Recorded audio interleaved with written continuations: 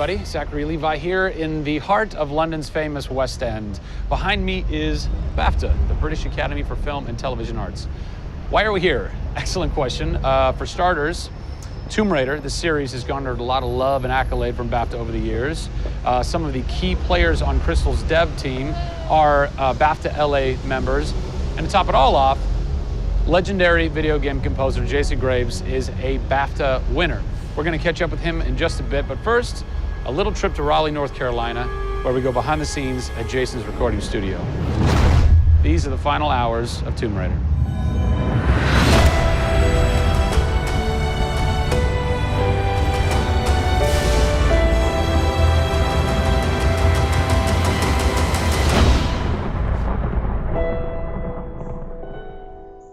First thing we did was the theme. There have been many composers in the games or the films, but they've always used the original theme. They said, we want to start with a clean slate, new theme. I did it on piano, very simple.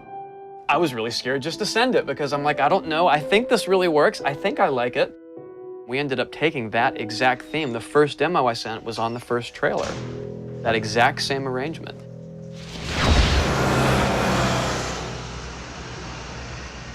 So, Jason, currently you're working on this reimagining of Tomb Raider.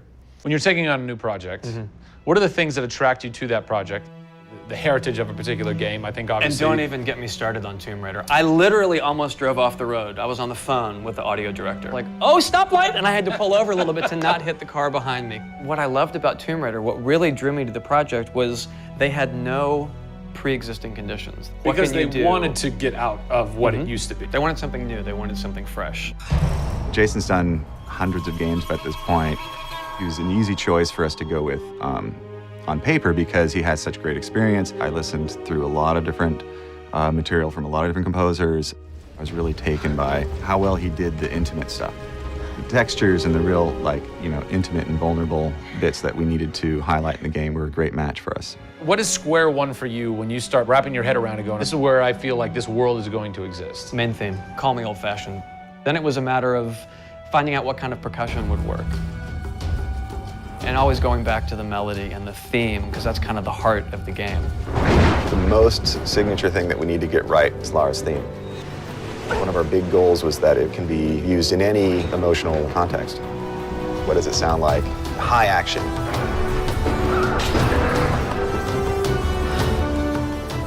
What does it sound like when she's in pain?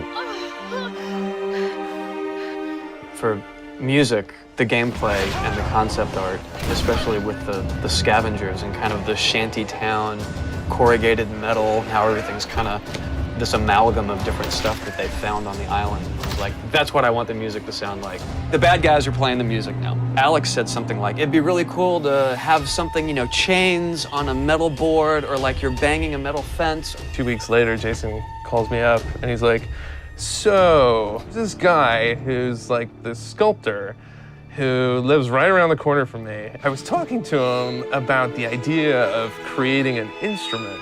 And I'm like, that sounds completely insane. We have to do that. Tackling the score to one of the most iconic franchises in the world brought a unique challenge. How best to capture the emotional timbre of the characters and island in music? People, I give you the instrument.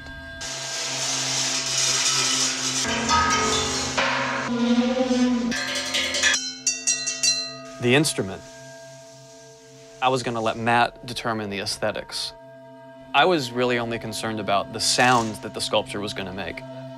Matt built this, which looks pretty much exactly like Laura's original homemade bow in the game.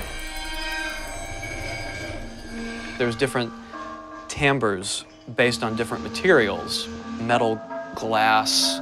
It's a direct line from the plot, the characters, the story, the environment, straight to the sculpture. We always wanted the island to have that character in itself. Creating an instrument gave it this unique identity. It's got a voice. Yeah. The very beginning of the game is nothing but the instrument.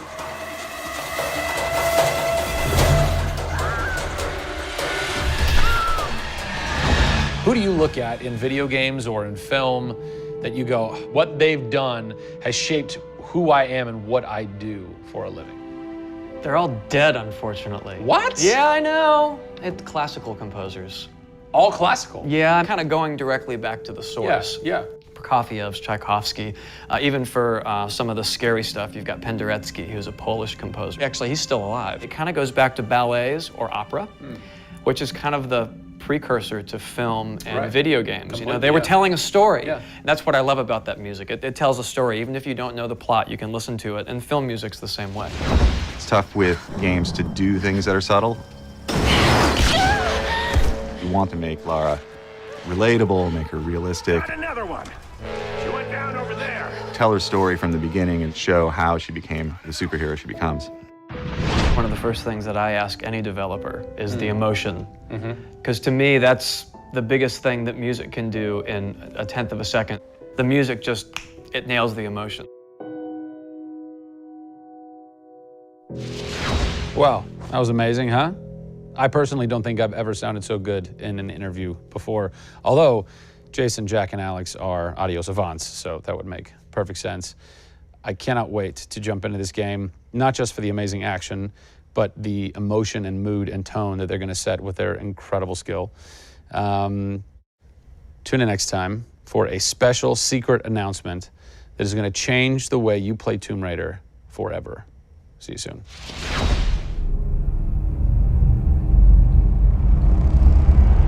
Pre-order Tomb Raider from Amazon.com now and receive an exclusive art book, a DLC character skin for Lara, and a digital copy of Jeff Keighley's The Final Hours of Tomb Raider for the Kindle Fire.